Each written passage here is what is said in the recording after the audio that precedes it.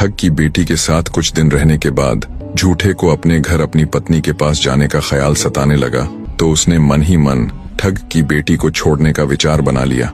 सोचा, ये इतनी सती सावित्री इतनी मासूम तो है नहीं कि मेरे अचानक छोड़कर जाने पर ये जी ही ना सकेगी। इसी विचार के साथ झूठा आदमी आधी रात को चुपके से ठग की बेटी को सोती हुई छोड़कर अपने गांव की तरफ चल पड़ता है। लंबे सफर के बाद जब वो अपने गांव की सीमा पर पहुंचा तो कुछ देर सुस्ताने के लिए एक अंधे कुएं पर बैठ गया। दोस्तों, गांव देहात में सूखे हुए कुएं अर्थात जिसमें पानी ना हो को अंधा कुआं बोल देते हैं। तो झूठा जब कुएं की मुंडेर पर बैठा विश्राम फरमा रहा था तब उसने एक बड़ा ही अचंभा देखा। उसने देखा कि अंधे कुएं में एक छोटी सी खरबूजे की बेल लहलहा रही है जिसके ऊपर एक खरबूजा भी लगा हुआ है। अचंभे की बात इसलिए थी क्योंकि उस समय जेठ का माह चल रहा था। जेठ अर्थात मई जून का महीना, जिन दिनों में भीषण गर्मी और तपा देने वाली गर्म हवाएं चलती हैं, जिसके कारण अच्छे खासे हरे भरे पेड़ तक सूख जाते हैं। ऐसे मौसम में वो हरी भरी खरबूजे की बेल किसी करिश्मे से कम नहीं थी।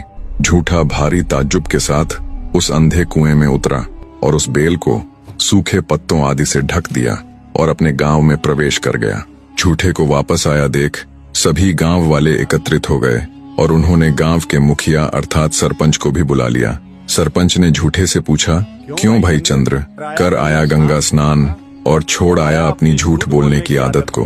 तब झूठा बोला, जी सरपंच साहब, गंगा स्नान पश्चात मैंने अपनी झूठ बोलने की आदत को त्याग दिया।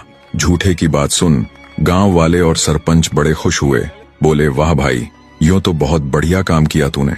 फिर झूठा बोला, पर गांव आते हुए मैंने एक बहुत ही ताज्जुब भरी चीज देखी। मैंने देखी इस तपती गर्मी के माह में एक हरी भरी खरबूजे की लहलहाती बेल जिसके ऊपर खरबूजा भी लगा हुआ था। उसकी बात सुन गांव वालों ने अपना माथा पीट लिया। बोले, नहीं सरपंच जी, ये तो वैसा का वैसा ही है। इसकी झूठ बोलने की आदत तो ज्यों की त्यों है, कुत्ते की दुम टेढ़ी की टेढ़ी। भला इस मौसम में भी कभी खरबूजे की बेल देखी है? और हम ये मान भी ले कि इस तपती भीषण गर्मी में कोई खरबूजे की बेल बच भी गई हो, पर इस मौसम में खरबूजा लगना ना सरपंच साहब ना, ये तो मुमकिन ही ना है। तब झूठा बोला, अगर आपको मेरी बात पर यकीन ना हो तो मेरे साथ शर्त लगा लीजिए। झूठे की शर्त वाली बात सुन भीड़ में से एक गांववासी निकल कर आया। बोला, मैं तुम्हारे साथ शर्त लगाने को तैयार हूँ।